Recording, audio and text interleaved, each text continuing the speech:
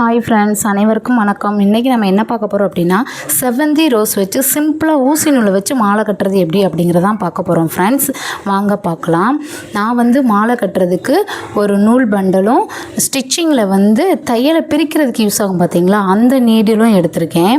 இப்போ நூலை நம்ம நீடில் கோர்த்துக்கலாம் ஃப்ரெண்ட்ஸ். நான் சின்ன மாலை தான் கட்ட போகிறேன், அதனால் அதுக்கு தேவையான அளவு இங்கே பாருங்கள், இவ்வளோ தான் எடுத்திருக்கேன். நான் கட்ட போகிற சாமியோட அடி ஒரு 2 அடி தான். ஸோ அதுக்கு தேவையான சின்ன மாலை தான் கட்ட போகிறேன். அதுக்கு ஃபஸ்ட்டு நம்ம ஒரு 7 செவ்வந்தியை காம்பு உடைச்சி கட் பண்ணி வச்சுக்கலாம் ஃப்ரெண்ட்ஸ்.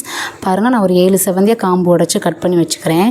இப்போ நம்ம என்ன பண்ணணும் அப்படின்னா, அந்த செவ்வந்தியை காம்பு கட் பண்ண பார்த்தீங்களா, அந்த சென்ட்ரு பார்ட்டில் கரெக்டாக நீடில் இன்சர்ட் பண்ணணும். பாருங்கள், சென்ட்ரு பார்ட்டில் கரெக்டாக நீடில் இன்சர்ட் பண்ணுறேன். இன்சர்ட் பண்ணிவிட்டு பூவை அணக்கமாக மெதுவாக கீழே இறக்கி விடணும் ஃப்ரெண்ட்ஸ். ஏன் அப்படின்னா, நம்ம வேகமாக இழுத்து விட்டோம் அப்படின்னா பூ பிஞ்சு போயிடும்.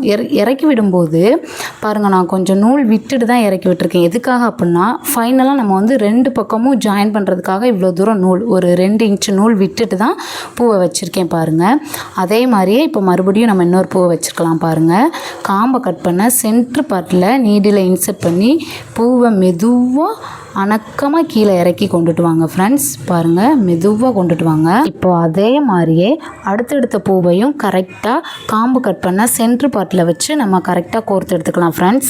பாருங்கள், நான் 7 பூவையும் அழகாக சென்டராக வச்சு கட்டி முடிச்சிட்டேன், கோர்த்து முடிச்சிட்டேன். பாருங்கள், அப்படியே 2 பக்கமும் டைட் பண்ணி கரெக்டாக இன்சர்ட் பண்ணி வைங்க. அழகாக இருக்கா? இப்போ அடுத்து ஒரு 5 ரோஸை நம்ம காம்பு கட் பண்ணி எடுத்துக்கலாம் ஃப்ரெண்ட்ஸ். பாருங்கள், நான் 5 ரோஸ் எடுத்துக்கிட்டேன். இப்போ அதே மாதிரி தான் காம்போட சென்ட்ரு பார்ட்டில் நீடில் உள்ள விடுங்க, மெதுவாக இன்சர்ட் பண்ணுங்கள். ஏன்னா ரோஸ் ஸ்ட்ராங்காக இருக்கும், கொஞ்சம் கஷ்டமாக தான் இருக்கும், பட்டு மெதுவாக விட்டு இறக்கி விட்டுறணும். பாருங்கள், அதே மாதிரி பண்ணுறேன்.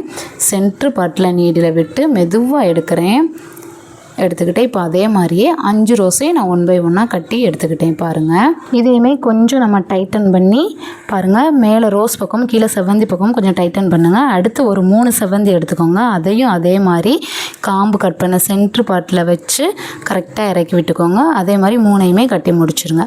இப்போ நமக்கு ஒரு பக்கத்துக்கு தேவையான மாலை பாட்டு கிடச்சிருச்சு. பாருங்கள், பார்க்க நல்லா நீட்டாக அழகாக இருக்குது பாருங்கள் ஃப்ரெண்ட்ஸ். ஒரு பக்கத்துக்கு தேவையான மாலையை இப்போ நம்ம கட்டி முடிச்சிட்டோம். பாருங்கள், நீட்டாக அழகாக இருக்குது பாருங்கள். இதே மாதிரி அடுத்த பக்கத்துக்கு தேவையான மாலையும் கட்டிக்கலாம். சரிங்களா? பாருங்கள், இதே அளவு தேவையான நூல் எடுத்துக்கிறணும். அடுத்த பாட்டுக்கும் கொஞ்சம் கூட முன்ன பின்ன குறையக்கூடாது. பாருங்கள், நான் அதே மாதிரி 7 செவ்வந்தி காம்பு கட் பண்ணி எடுத்துக்கிறேன்.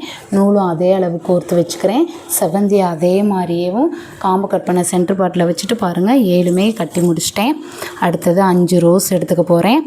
பாருங்கள், 5 ரோஸ் எடுத்துக்கிட்டேன். இப்போ 5 ரோஸையுமே அதே மாதிரி காம்பு கட் பண்ணி சென்டராக விட்டு பொறுமையாக எடுத்துக்கிட்டேன். பாருங்கள், அதே அளவு வந்துருச்சா? இப்போது மறுபடியும் 3 செவ்வந்தி கட் பண்ணி எடுத்துக்கலாம். இப்போ அதையுமே நம்ம முன்னால் கட்டின மாலை மாதிரியே கரெக்டாக காம்போட சென்ட்ரு பார்ட்டில் விட்டு நீட்டாக மெதுவாக கீழே இறக்கிக்கலாம். இப்போ 2மே கட் பண்ணியாச்சு ஃப்ரெண்ட்ஸ். பாருங்கள், இப்போ இது 2ஐயும் நான் ஜாயின் பண்ண போகிறேன்.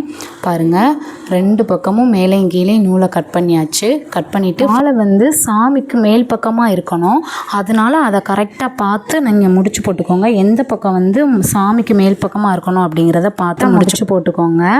பாருங்கள், நான் இப்போ இதையும் முடிச்சு போட்டுக்கிறேன். நல்லா டைட் பண்ணி முடிச்சு போட்டுக்கோங்க.